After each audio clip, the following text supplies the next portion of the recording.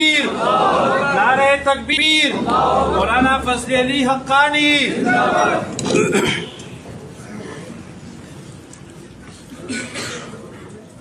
الحمد للہ کفا وسلام علی عبادہ الذین اصطفیٰ. اما بعد فاعوذ باللہ من الشیطان الرجیم. بسم اللہ الرحمن الرحیم. هو الذي أرسل رسوله بالهدى ودين الحق ليظهره على الدين كله وكفى بالله شهيدا. صدق الله مولانا العظيم. د دې ډېر پروکارا علمي او سیاسي مجلس ډېر معزز او محترم صدر مجلس جناب حضرت مولانا اسفندیار صاحب، ستاسو زمونږ د ټولو په شریکه باندې صوبایي مشر جناب حضرت مولانا الحق درویش صاحب، جناب محترم مولانا احمد علی صاحب، هغوی سره راغلي مېلمانه، د جمعیت علماء اسلام د ضلعې ډېر معزز او محترم جنرل سیکرټري او صوبایي فائنانس سیکرټري جناب نور اسلام خان، د جمعیت علماء اسلام د تحصیل صوابی امیر محترم جناب مولانا حسین احمد صاحب، په سټیج باندې ناس محترم قاری صاحب او پخونه نور راغلي مېلمانه، زما د ضلعې د کابینې ډېر معزز او محترم ملګري، د تحصیل د کابینې ملګري، د صوابی خاص د کابینې ملګري، د سوشل میډیا ډېر تکړه او د جمعیت علماء اسلام محبین نوجوانان، د صوابی خاص ډېرو محترمو عزتمندو ملګرو، زه ستاسو ډېر مشکور یم. او بیا د صوابی خاص او د صوابی سټي د ذمہ دارو ملګرو، زما مسلسل د ملګرو سره برابطه وه او ما به ورته دا وینا کوله چې تاسو په صوابۍ کې یو پروګرام وکئ. زمونږ د ملګرو چې کلم هغه د اوسني جماعت سرپرستان دي، فضل حکیم صاحب دی، عبدالسلام صاحب دی، رفیق صاحب دی، مولانا تورمان صاحب، یا نور ملګري څومره چې دي، مسلسل به د دوی سره په رابطه کې وم چې تاسو په صوابي خاص کې یو پروګرام وکئ او موږ به راشو لږ به کښېنو دې ملګرو سره. ښه وه چې هغې ته زمونږ صوبایي جنرل سیکرټري صاحب هم تشریف راوړه او نور د مدار ملګري ورسره رالل او ما نړوان دي د جمعیت علماء اسلام په کاس باندې، مقاصدو باندې، موجوده صورتحال باندې سر حاصل بحث د ملګرو وکړه. زه یو دوه درې خبرې تاسو ته کومه، دوره ډېر ټایم به نه اخلم، خو الحق مو صاحب په نیمه خو وخت اخلم، دوره حق به لرم. نو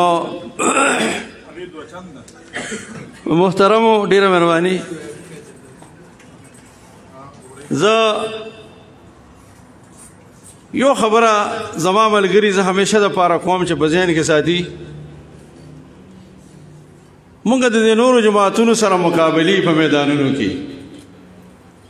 مسلم لیگ زمونږ په مقابله کې، کله پیپلې زمونږ په مقابله کې، کله نیشنلې زمونږ په مقابله کې، کله بله پارټي دا اوس چې پکې راوته ده کما، دا خلک سرمایه‌دار هم وي، مالدار هم وي، وسایل هم ورسره وي، یو شوش هم جوړ کړی. که تاسو وګورئ په دې 5 فروری باندې چې کومو خلکو په دې صوابي چوک کې مظاهرې کولې، تاسو خپلې مظاهرې هم لیدلې دي او زمونږ یو نیم کال وشو چې لګیا یو، مسلسل جدوجہد کې لګیا یو او د دې خلکو مظاهره مو لیده. بدرز دا اسونو والا دا اسپو والا خلق بم تاسو لیدلی دا کوم خلق چته راغلو دا خلک چې پاسونو باندې هغوی په صوابۍ کې مظاهره کوله دا تماشې دي خلک یې کوي که نه نو زه خپلو ملګرو ته یو خبره کوم هغه دا ده چې تاسو خپلې حوصلې د دې ټولو نه به بلندې ساتئ انشاءالله ځکه ته یو تاریخ لرې دا خلک نه لري تاریخ کم خلک چې په دې میدانونو کې دی مونږ ته دی وښیي مونږ سره دي کښېني دا خلک او دی دې وښیي چې دی مشرانو څه کړي د ملک او د قوم او د وطن د ازادۍ دپاره او زما مشرانو کومه قرباني ورکړې ده ټول تحریکونه زموږ مشرانو چلولي دي فرنګې د دې ملک نه او د دې وطن نه د بر صغیر پاک و هند نه ستا زما مشرانو چړلی دی نن تاریخ ستا او زما تاریخ خو نه پټېږي که څوک ډېر پټ کي پاکستان جوړ شو دی زموږ تاریخ پټ کړي لیکن تاریخ پټ نه شو نه څوک پټوي تاریخ خپل ځان ښکاره کوي نو تاسو خپلې حوصلې ډېرې بلندې ساتئ زموږ داسې یو جماعت سره وابستګي ده چې هغه الحمدلله د آخرت په حواله باندې مونږ یې د نجات ذریعه ګرځو او دا مو ایمان دی او دا مو عقیده ده چې دا د نجات ذریعه ده د دنیا په لحاظ سره انشاءالله زما د جماعت مقابله هیڅوک هم نشي کولی په دې پاکستان رونو زموږ اکابرینو څه څه کړي دي تاسو د شاملي میدان وګورئ پاکستان زما مشران شهیدان دي لومبی شهادت چې چا ورکړی دی د دې ملک او د وطن د ازادۍ دپاره بیا تاسو 1857 جنگ ازادي وګورئ بیا تحریک ریشم رومال وګورئ چې په هغې کې عبیدالله سندي صاحب رحمت الله علیه وایي چې موږ کله د افغانستان نه سوویت یونین ته روس ته تلو او په ډېرو سختو لارو باندې تلو او ډېره سخته یخني وه نو وی په هغې کې یوه سړی مونږ هغه پیاده لار باندې ولید چې په هغه لاره باندې هغه سړی جام شوی و د یخ د لاسه هغه سړی بس په ځای دغه شانتې وي ناست و جام شوی و مړ شوی په دې حالت کې بیا تاسو د مالټې اسارت وګورئ زمونږ د افغانستان سره د مشرانو رابطه د ترکو سره رابطه د ایران سره رابطه او بیا متبادل یو حکومت جوړول دا خو د هغې څیزونو اثر و چې د فرنګي خپې دلته ډګمګاو شي او فرنګي وتښتېد د ملکه خو یو بدقسمتي دا راله چې د قومونو تحریکونه انقلابونه که تاسو وګورئ نو همیشه دپاره چې انقلاب راغلی دی نو کومو خلکو چې انقلاب راوستی وي د دشمن نه قوم او ملک او وطن خلاص کړی نو قومونه هغوی ته د هغې صله ورکړي او د هغې بدله ورته ورکړي چې کومو خلکو قوم سره غداري کړي ملک او وطن سره غداري کړي نو هغوی ته سزا ورکړي په هندوستان کې خو تقریبا دغسې وشو هلته حکومت راغی د کانګرس او هغوی خپل ټول نظام برابر کړ لومبی فوجي جرنیل هغوی سسپینډ کړ په انتشار پیدا شو دویم یې وکړه دریم یې وکړه څلورم یې وکړه نظام د هغوی ټیک شو چونکې موږ خو فرنګي سره اصل مقابله او دشمني خو زمونږ وه نو بدقسمتۍ نه دلته فرنګي راغی زمونږ د فوج لومبی جرنیل هغه فرنګی دی یو سړی راوسته لکه چې دا راوستی د په موږ باندې کېنولی دی هلته نه یو سړی راوست وی دی به په قلم باندې پاکستان ازادۍ دا ملک په ازادۍ په قلم باندې یو سړی وی خوب ولید او بل قلم راوغسته نو پاکستان یې ازاد کړ او پاکستان جوړ شو ستا د ملک لومبی وزیر خارجه هغه قادیانی دی ستا د ملک لومبی د سپریم کورټ چیف جسټس چې دی هغه هندو دی دا قسم ملک مونږ ته راکړی شو او بیا د علماء خلاف چې دا 200 کاله فرنګي کوم دلته تحریک چلولی و هغه تحریک او هغه څیزونه او د هغه خلکو واک دا ټول په پاکستان کې راغی. دا مونږ چې د مشکلاتو سره مخامخ شو د هغې بنیادي وجه هم دا ده چې زمونږ مشرانو خو قربانۍ د الله د رضا دپاره او د دین د غلبې دپاره د ملک د ازادۍ دپاره یې ورکولې. او لومبۍ فتوا شاه عبدالعزیز صاحب رحمت الله علیه ورکړه، لیکن د هغې صله هغه بل چاته ملاو شوه. نور غیر خلک راغی په مونږ باندې کېناست او نن 80 کاله د پاکستان وشول چې په پاکستان کې هغه خلک او هغه سامراج هغه نن هم په پاکستان باندې مسلط دی. دا زمونږ قائد محترم چې خبره کړې وه چې په دویم ځل به مونږ یو ازادۍ تحریک چلو او ازادي به د خلکو نه حاصلو، نو د هغې دا معنا وه او د هغې دا مطلب و چې مونږ به د کومو خلکو نه ازادي حاصلو، کوم خلک په دې ملک او په وطن باندې ناست دی، په دې ملک او په وطن باندې قابض دي. رونو د هغه ازادۍ تسلسل دی. دا موږ تحریک چلو، بیا په دې کې یهودي لابي او د امریکې لابي او د هغې ایجنټان او د هغې خلک مارشل لا راوستل وخت په وخت باندې. د ملک چې څومره عمر دی د هغې نه زیات د نیمې نه زیات عمر خو د مارشل لا خلکو خو تېر کړی دی. دا ملک تقسیم کړی هم د هغې په تقسیم شوی د هغې په دور کې دی، حصې هم د ملک د هغې په دور کې تللي دي، تباهي هم د ملک په هغه دورونو کې شوې ده. نن تاسو وګورئ چې نن په دې ملک کې حقیقي حکومت د چا دی؟ د کومو خلکو حکومت دی په دې ملک کې؟ که دې ملک کې څوک د ازادۍ او د جمهوریت دعویدار نو دا به دروغ وي.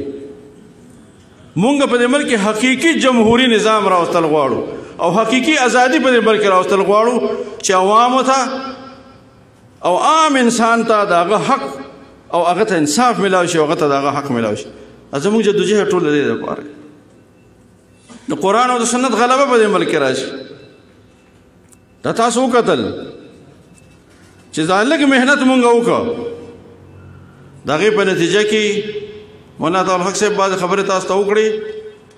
د هغې په نتیجه کې الحمدلله مونږ ډېر څه حاصل کړو. زمونږ بعضې ملګري دنني خبر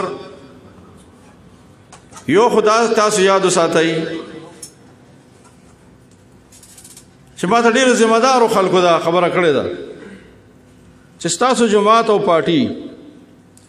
دومره تیزۍ سره تاسو بوتله چې 300 کاله مخکې تاسو جمعیت علماء اسلام بوتل. دا عام ملګري ته زموږ اندازه نشته، بهر دنیا ته ګوري، بیرونی دنیا ته ګوري، د دې ملک ادارې ته ګوري. اوس بیرونی دنیا ستا طرف ته متوجه شوې ده. ما قائد محترم ته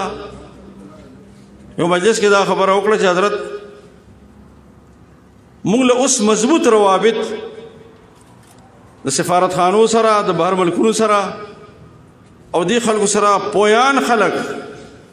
دې دپاره باقاعده تاسو یو نظم جوړ کړئ، یو پویان خلک پای کې واچوئ چې اوس بیرونی دنیا دا غواړي چې مونږ ته خو د دې خلکو یو بل شکل پیش کړی شوی و، مونږ ته خو دا ښولی شوي و چې دا دهشتګرد دي، دا په مدرسو کې لږ خلک دی او لږ طالبان دي. نن خو هغه طاقت تا ښکاره کړه خپل، میلیون مارچونه دې وکړل، ازادي مارچ وکړه، دنیا راوسته، یو پارټي موږ سره نه وه، د هغې بس صرف قیادت راته. تاسو وکتل چې خلک به رالل بیا به لړل، د هغې کارکنان خو موږ سره نه وو، قیادت یې و او هغه به راته و زمونږ کارکنانو ته به. خو نن الحمدلله چې الله تعالی ستا جماعت ته ستا د قائد محترم په هغه رسا فکر باندې او د هغه فکر چې ډېر لرې یو شی را روان وي الحمدلله هغه ویني هغه او هغه فرمایي چې زه چلیږم نه ته چلولی شم. او حقیقت هم دا دی، یو غیبي تایید او غیبي امداد د الله تعالی د جماعت سره دی. کنه دا چا تصور کولی چې موږ دا دوره خلک د کراچۍ نه راولو دومره پرامن طریقه باندې بیا 14-15 سره دی موږ په اسلام آباد کې کینو د ملګرو دپاره نه د ډوډۍ کمې نه د خوراک کمې نه د بل څه کمې، په هغې باد راځي، باران راځي، جپړ راځي او ملګري ښه استقامت سره راځي او ټوله دنیا یې تماشه کوي، پاکستان ادارې هم تماشه کوي. دا د چا د وس خبره نه وه، دې دپاره پیربونو روپۍ پکاري. زمونږ خو ستاسو د ملګرو هغه یو پیسه 2 پیسې چندي چې پرون د تفصیلات د ملګرو ووي، دغه پیسې وي په دغه باندې الله تعالی تا دومره لویه کامیابي وکړه. نن خدای پاک ته شما ته ډېر لوی مقام او حیثیت ورکړی دی. دې نه وړاندې که تاسو وګورئ دا اینکر پرسنان به ناستو او به اسرائیل تسلیموو. اسرائیل تسلیمولو کې څه حرج دی؟ اسرائیل تسلیمولو دپاره د قوم ذهن جوړول په میډیا باندې تبې کو. نن الحمدلله ستا د ازادي مارچ نه وروستو یو اینکر پرسن یو ریټایر جرنیل دا تصور نشي کولی چې هغه راشي په ټي وي باندې کینې او خلکو ته وایي چې اسرائیل تسلیمول پکار دی. دا ستاره دی دغه برکت دی، ستاره دی محنت برکت دی، ستاره دی خولي برکت دی، صدقه لږ محنت برکت دی. دا نن الحمدلله ستا مدارس محفوظ دي. تفصیلي خبره په هغې باندې تاسو ته درویش صاحب وکړه. او زمونږ قائد محترم چې کومې فیصلې حکومت کړي دي وفاق المدارس سره بدر ستاسو واورېدل وی چې من او عن د اول نه تر اخره موږ خپل اصلاحات کولی شو او ستاسو ټولې فیصلې هغه موږ مسترد کوو. یو فیصله ستاسو نه منو. ته به راځې نه په مدرسو کې ماته اصلاحات کې او ته خو عجیبه سړی چې یو طرف ته آئین کې دا دي چې تعلیم چې دا صوبایي سبجیکټ دی نو نور تعلیم خو په 18وی ترمیم کې تاسو بوته ورکو زموږ په وخت کې نو ورکړله په 18وی ترمیم کې ورکو او مدارس پته په مرکز کې اخلي. دا کومه دوغلي پالیسي په دې ملک کې چلے. تاسو باندې اورېدلې کې یو خبر چلېدلی ما ته امین شاه صاحب وختي ټلیفون وکړ. موږ دا بعضې ملګري سوشل میډیا دا ډېر خبردار دي او په دې باندې نظر ساتي. وایي چې دی د بورډونو فیصله وکړه آغا خان بورډ ته ورکولو چې آغا خان بورډ ته نظام تعلیم ورکوي. دا زمونږ په دور کې هم ډېر کوشش په دې باندې شوی و او ډېر زیات محنت په دې باندې شوی و او په دې مشرف ولاړو چې دا به موږ آغا خان بورډ ته ورکوو. د ټول نه اول مخالفت ما کړو په خیبر پښتونخوا کې او هغه وجه وه چې د چا جرأت ونه شو پاکستان کې چې آغا خان بورډ ته دا ورکړي دا نظام تعلیم ورکړي. ډېرې د میډل نه د اسلامیاتو استادان ختم کړو دوباره پکې موږ واچول. د اسلامیاتو د استاد به هېڅ حیثیت په سکول کې نو یو په 7 سکیل کې او بل په 9 سکیل کې عربي استاد یو دم موږ ول سکیلونه اوچت کړو یو مو 14 ته ورسو بل مو 15 ته ورسو چې د استادانو د علماو احترام او عزت پیدا شي په سکولونو کې. د دې عزت په نظر باندې خلک ګوري او آغا خان بورډ او دغه تمام پالیسي چې څومره وه هغه مو اکثر مسترد کړ. محترم نن بیا دا کېلونه په دې ملک کې کېږي او دا صورتحال په دې ملک روان دی. نن سال الحمدلله آئینی پاکستان کې اسلامی دفعات محفوظ دي. دا استاد دی ازادي مارچ وجه ده